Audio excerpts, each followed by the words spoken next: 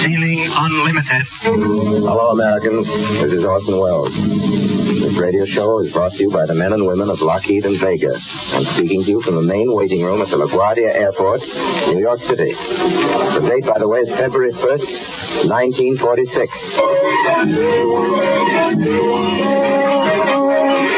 Boston, Halifax, Belfast, Liverpool, and London. All aboard Amazon Express, leaving at gate 3 in 5 minutes. How's the trip, honey? Have you forgotten anything? No, I don't think so. Did you pack my raincoat in the big bag? Yes, and your Palm Beach suit and your heavy underwear. Oh, yes, and your dress suits in the small trunk along with your white flannels and warm woolly top coat. You'll be back tomorrow night. Yes, I have to stop at Rio on the way back. Herrera lives 400 or 500 miles out of town. You know, air cab. Takes them half a day to find a number. Even if it is painted all over the roof. Daylight Limited for Cairo, Egypt, leaving on runway 82 in 5 minutes. Is that my plane, the Daylight Limited? I'm going on to Cairo. Yes, madam. May I see your ticket, please? West Africa Special, leaving on runway 54. Please be sure and remember to return Mrs. Amajo's bag in Buenos Aires. She forgot it last weekend. All in order, madam. Gate 82. You're sure we won't need a passport? Oh, no. All that will be necessary is your certificate of health. Oh, we're going on from Cairo. We're going clear around the world. Won't we need a passport anywhere? Oh, no, madam. Passports were abolished during the Second World Congress. Arctic Express, last Well, of call. course, I knew that, but I thought maybe what I meant to say is we don't want to run into any wars or anything like that in some uncivilized part of the globe. There hasn't been a war since 19... I beg your pardon, but when's the next plane to Moscow? Oh, there's a London Commuter Express leaving in 3.5 minutes, sir. You can change in England. Say, I left my commutation ticket at home this morning. Can I buy a one-way ticket? Eastern Express, making connection for India at gate 9. I didn't hear a word about the South American Express. I'm not taking it. Don't you remember? I have to go to Lisbon first. Oh, of course, that's why you took your raincoat. Well, have fun. I'll see you tomorrow night, unless you call. I've got a month's vacation coming up in July. Think I'll take the family over. Got an 8-year-old boy who's never been to China. Australia Special, leaving in 3 minutes, gate 6. Last call for Daylight Limited. You mean I better hustle? I'll take the pneumatic conveyor to runway 32, madam. You've plenty of time. Landing strip's only 2 miles away. You be careful flying back home, and please, dear, watch what you're doing when you put the plane in the garage. Goodbye, darling.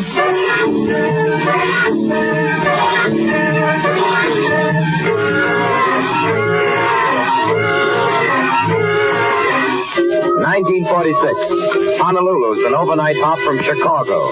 You can fly the Pacific for $1.50 a mile, and if you want to impress your girlfriend, buy her a quarter's worth of orchids flown up this morning from Brazil. Ladies and gentlemen, this is a radio broadcast, but it isn't a hoax. Any resemblance to the men from Mars is purely accidental. They interest you to know that everything, absolutely everything you've heard in the past couple of minutes, no matter how fictional it seems, is entirely possible. Not next year or in 1946 or 1950, but right now. These aren't wild pipe dreams of blueprints of pulp magazine stuff. For months, the machinery which would make these miracles possible has been rolling off aircraft assembly lines. Because now, of course, our airplanes have more important things to do than to take you to Rio for a weekend.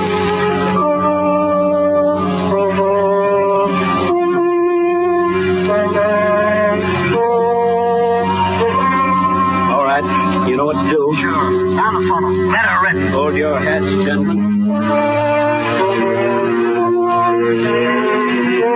Steady. Steady as you go. Arms away.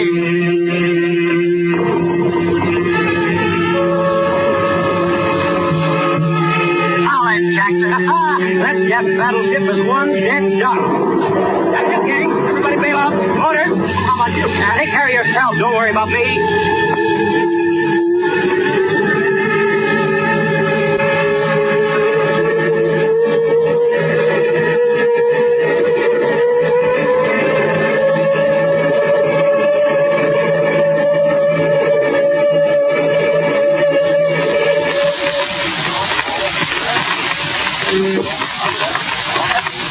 The rest jumped clear. But the pilot never had time to bail out. Somehow you can't help wondering if anything, even a Japanese battleship, is worth the life of a man like Colin Kelly, Jr. In the conviction that the service and example of Captain Colin P. Kelly, Jr. will be long remembered, I ask for this consideration in behalf of Colin P. Kelly III. That's the passport to an education for Corky Kelly, age 3. Signed by the President of the United States. And that answers the questions, really. All the suffering and sacrifice, it does pay off and make sense. On one condition. If it means a better world for Colin P. Kelly III. This program is about tomorrow. AW, children call it. After the war. You've seen those hopeful, happy ads showing some man of the future shopping in his small-town sales hangar for a new plane. Those ads are true because we're going to win the war and there will be airplanes instead of, as well as cars for people to ride in. Plain people, little people. But still, is this man you? Could be my Joe a few years from now. He's in Guadalcanal. That's where he is, I think. Always crazy to fly. Never had the chance yet. Or it could be an Eskimo ice fisher in Unalaska, a gland patient in a Texas sanatorium, a diver in a San Francisco harbor, a county doctor back in the Mississippi swampland. Yeah, or me, for instance. I got me a little sheep ranch up in North Dakota. The wife, she's a Bible woman. Also what you might call literal-minded. And when a book tells her love thy neighbor, it irks her she only gets a chance to do it 3 or 4 times a year. That's when we make the trip to Chickasaw for supplies, meet the Davises that live just around Bear Point, 70 miles up the pass. I got a hunch it ain't just because she feels it her duty. She really does enjoy it when her and Mrs. Davis get together, give each other pot holders they've crocheted, and swap yarns about what they've been cooking the last few months. I know Harry Davis and me has a good time. After the buying's done, it's a glass of beer here and chocolate bar there. And always, no, it's got to be my treat now. So before you know it, it's late afternoon. Time to be getting back. And the way you were talking, why, I suppose we could be real neighborly. Just fly across like how to do and visit the Davises at their place. Oh, yes, you could be neighborly. This earth would bow, furling its mountains and its miles while you slipped over to call on the Davises. There'd be other neighbors for you, too. Down in Colorado, over in Ontario. Distances cease to be the limbo beyond Chickasaw Corners. Become just the swift little breezes, sparkling past your wings.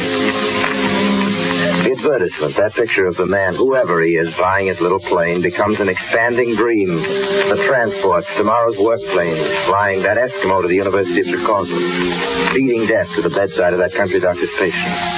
Higher and swifter, flashing through the dead shadows of national boundaries and man's abject isolation from his neighbors. So, Mr. Wells, how do we know our kids are going to be better off? How do we know it isn't going to happen all over again in another 20 years? Worse than the last time. What are we really fighting for?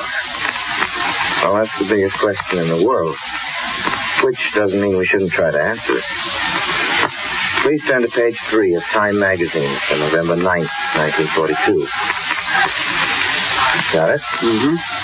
Read it. What kind of a world are we fighting for? That's the lead line in a 2-page advertisement of Pan American World Airways.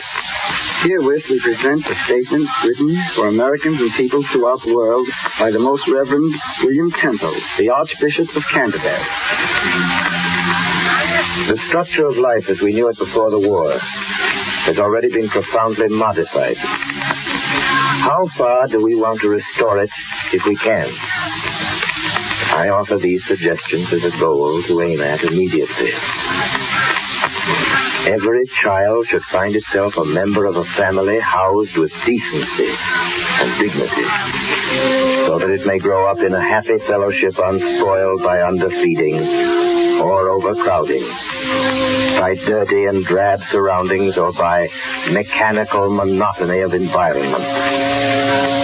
Every citizen should have a voice in the conduct of the business of industry which is carried on by means of his labor, and the satisfaction of knowing that his labor is directed to the well-being of the community. After the war, every citizen should have sufficient daily leisure, with 2 days of rest in 7 and an annual holiday with pay, to enable him to enjoy a full personal life. Every citizen should have assured liberty in the forms of freedom of worship, of speech, of assembly, and of association for special purposes. That's what the spiritual head of the Church of England has to say about the world for Corky Kelly. What keeps us from realizing that world? Here's America, the world's granary. But the hungry people don't get the grain. America is the world's hospital, but the patients don't arrive in time. America is the world's university, but the students can't enroll. Ever since the beginning of time, our fruitful heritage has been knotted up, congested, blocked, because the trade avenues were so narrow. The road from Sao Paulo to Archangel, from Des Moines to Hankow, was never wide enough or fast enough. Well, it is now.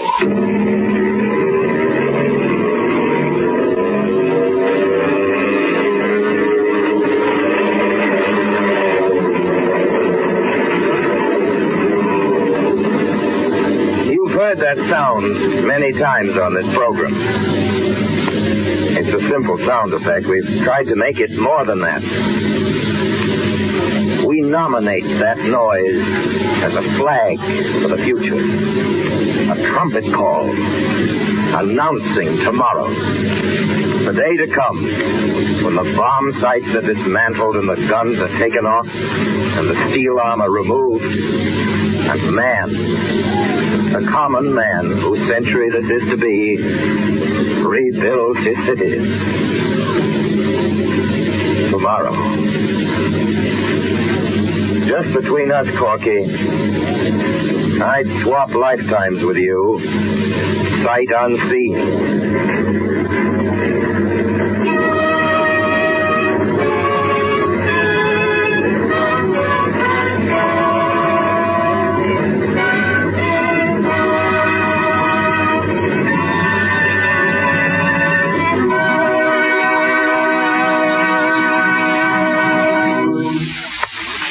Ladies and gentlemen, this series of broadcasts is continuing at this same time. But for a while, the Mercury Theater is going off the air. Next week, my friend Ronald Coleman will tell you the story about Douglas Dauntless, the world's greatest dive bomber. We very much wish it were possible for us to go on writing and producing these radio plays. We've never been happier. We've never been as proud of an association in any medium, any time in our life as a theater company. The Mercury is proud to have been part of a great industry. We're proud of the men and women of Lockheed and Vegas. We leave with real regret. Not easy this time to say good night, America.